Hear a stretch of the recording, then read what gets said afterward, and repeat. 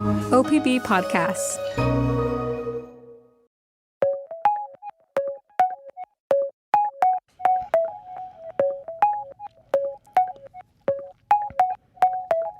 From the Gert Boyle studio, it's OPB Politics Now for Thursday, July 31st.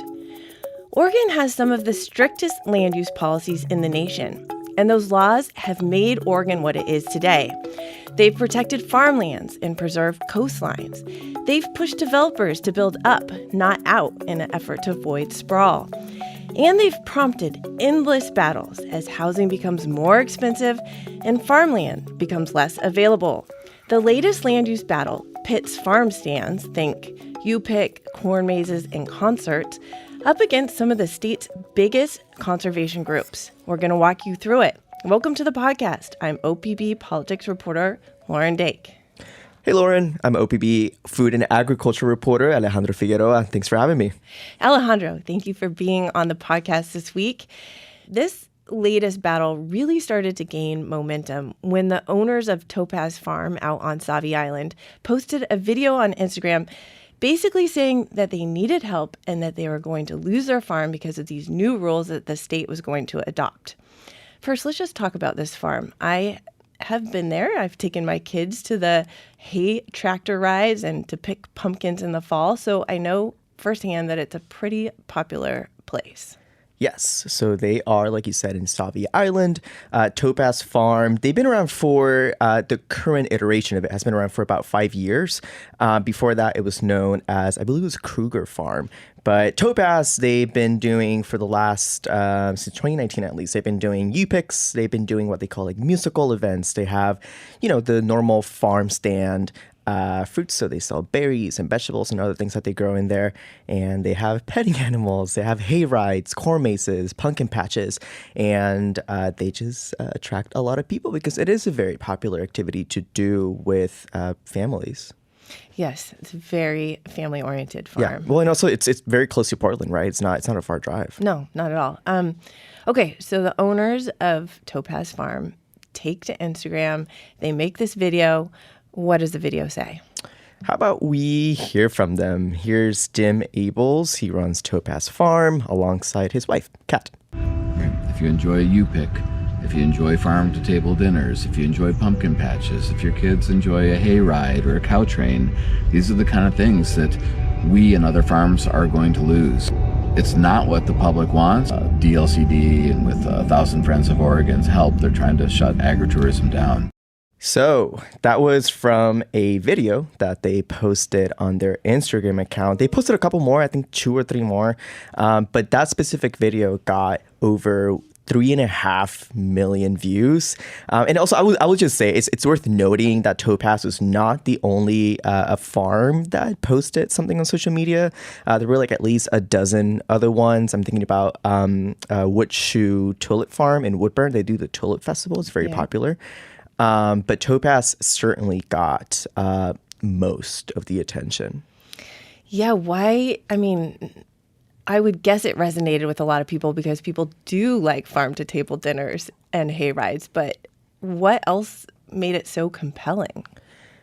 I think a lot of Oregonians really care about supporting their local farm and knowing where their food comes from. I think people are very proud of that and that we have that here in Oregon.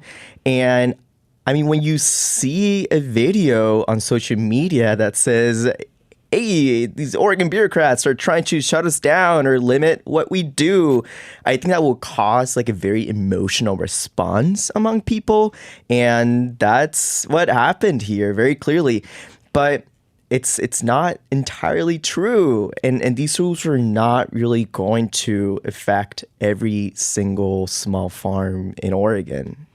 Okay, let's unpack that for a second. What is not entirely true? I mean, what exactly is the state proposing to change? Yeah, so we're going to back up a little bit. I'm going to paint the picture for you. So what we're talking about here is farm stands, like you said. I think you described it a little bit earlier. So imagine a wooden shelter on the side of the road that sells fruits and vegetables or eggs that are produced in that farm, or you pick. So right, like when you pick when you go to visit your local farm and you pick their berries or the flowers or even Christmas trees or educational tours, that would not be affected at all. That was not a part of the conversation. Those fall under what the state calls allowable use on lands zoned for agriculture. So what's happening here is that the Department of Land Conservation and Development, or DLCD, had published what they call concepts. So basically ideas that would then have been added to update the rules on farm stands. And the goal was to clarify what a farm stand can or cannot do, or whether they need another commercial use agritourism permit altogether. And one of those proposed changes, for instance, was limiting the farm to table dinners to 17 per year if you have a farm stand permit. If you want to do more, then you need to get this other agritourism permit. Or another proposed concept was on musical events and cow trains or pony rides, which would require the operator of that farm to directly feature what DLCD was proposing, or was calling a farm product, or have an educational component with that activity. And the whole point of clarifying this is to make sure that agritourism activities aren't happening under farm stands. And that's because when you start having more of those sort of intense events like concerts or harvest festivals or hay rides, that invites a lot of traffic and other disruptions to surrounding farms. Okay, so can you break down the difference between a farm stand permit and other commercial use agricultural permits? And maybe also just explain, because I'm assuming Topaz Farm was worried about this because they probably have more than 17 farm-to-table dinners a year, or they are doing more than what would fall under the farm stand permit? They do. I spoke with them, and they do less than that, actually. They do certainly have a farm stand permit, but let's talk about that, right? So the farm stand permit, you don't have to consider disruptions that the ones that I mentioned earlier, things like traffic, trespassing, or noise complaints. And again, that's because they are considered low traffic events. With agritourism permits, you do have to do what's called a good neighbor test to prove that your activity isn't going to prevent your neighbor from, let's say, applying their fertilizer on their field or running their equipment on the road. I mean, you can imagine that might be kind of hard if you have a big tractor, but then you have a line of cars that are maybe blocking your ability to do that and run your equipment. Topaz Farm, when I spoke to them, they have the farm stand permit. Right, and they would probably be required to get the agritourism permit under the new rules, or the new rules that were being proposed. Not quite. So the rules weren't meant to be retroactive. So they would have applied to farms seeking a new permit, not the ones that already exist. That said, I mean, there was a line. I'm just going to read from my notes here. There was a line with the DLCD concepts or ideas that said county planners would have to go back and review the permits every 7 years. But DLCD ended up taking that out. It was not very popular with county planners because they were like, we don't have.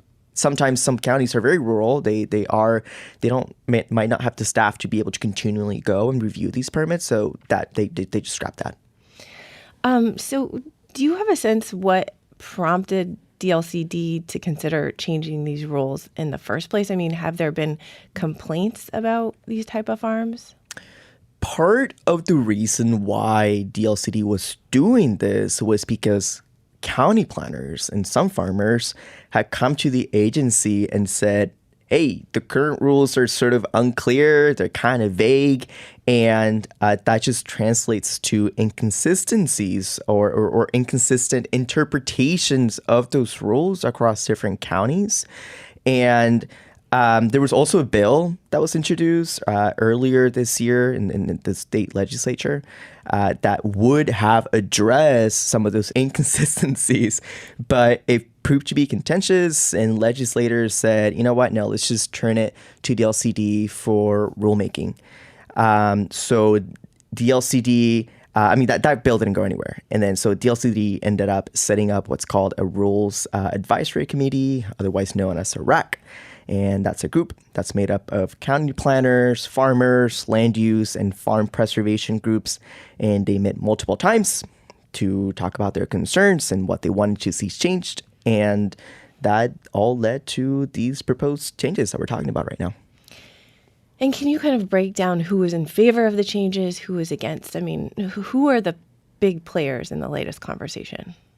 I wouldn't say there was like any sort of one player or group that was bigger than the other. There are certainly groups that you hear the names being thrown around more often. So most of the groups that were in favor of these clarifications were your farm and land conservation groups, like 1,000 Friends of Oregon, and they're a land use policy watchdog nonprofit.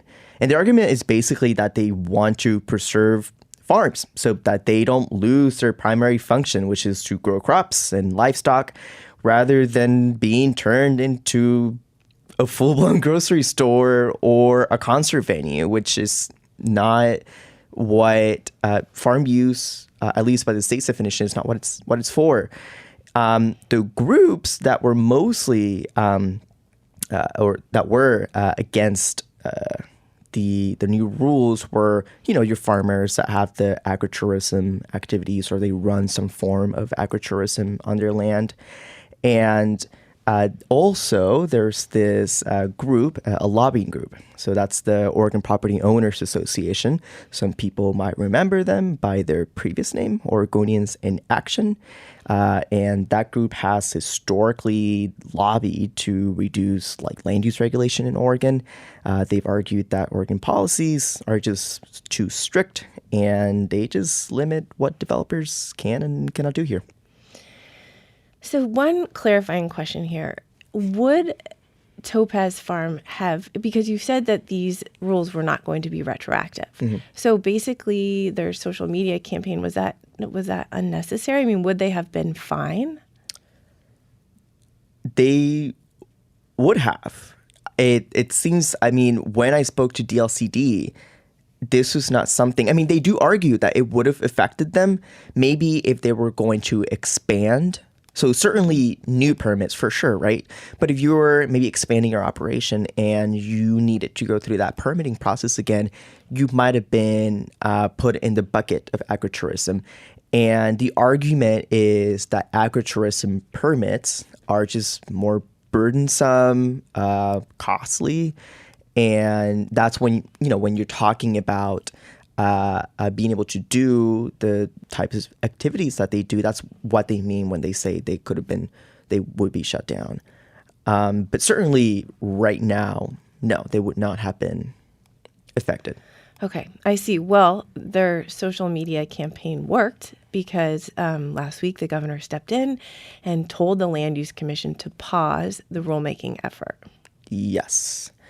I reached out to the governor's office, and a spokesperson said that they got a little over 2,300 calls and emails about people concerned about this, saying, do something, or why are you doing this? And they certainly listened. So the governor's request last week, the LCD basically just said, we are pausing this rulemaking, and right now that's kind of where it's at. What do you anticipate being next for these farms? Well, they haven't. So on the state level for DLCD and the governor's office, there hasn't been any more follow-up, or at least they haven't published or said what direction they're going to go. The spokesperson for the governor's office said that they're just going to, quote, reassess the next steps. I don't know if that's I'm not sure even the LCD knows what that means. I've asked, and there has not been a whole lot of clarification. So it just seems that they might just come back to it, or they just might redo go back to the drawing board and redo the rules. As far as what is next for these types of farms, I'm sure it's just business as usual. They will continue to operate. And you will be probably able to go to Sauvie Island and pick up pumpkins this fall with your kids. Okay. Well, that's nice to hear. My final question is just, are there any major takeaways from this kerfuffle? I think that this just points to the fact that land use is often, if not always, a very contentious and very complicated issue among Oregonians that have these competing visions of how land should be used or preserved. This is certainly especially contentious because we're talking about small farms here. But it's always true that this happens, it's contentious, and it might always be. People are very passionate about this. Yeah. Definitely. This will not be the last time we talk about land use laws, I'm Probably guessing. not. But I appreciate you being here and breaking it down for us. Thank you. Yes. Thank you, Lauren. This week's episode of OPB Politics Now was recorded in the Gert Boyle studio. It was produced by Andrew Thien. Our audio engineer is Stephen Cray, and our music comes from Audio Network. In these uncertain times, we are certain that you have questions about local politics. Maybe we can answer them. We would love to hear from you. Email us at opbpoliticsnow@opb.org. We'll be back next week with more political news from across the Pacific Northwest. Until then, you can find all of OPB's reporting at opb.org. Thank you for your support, and thank you for listening.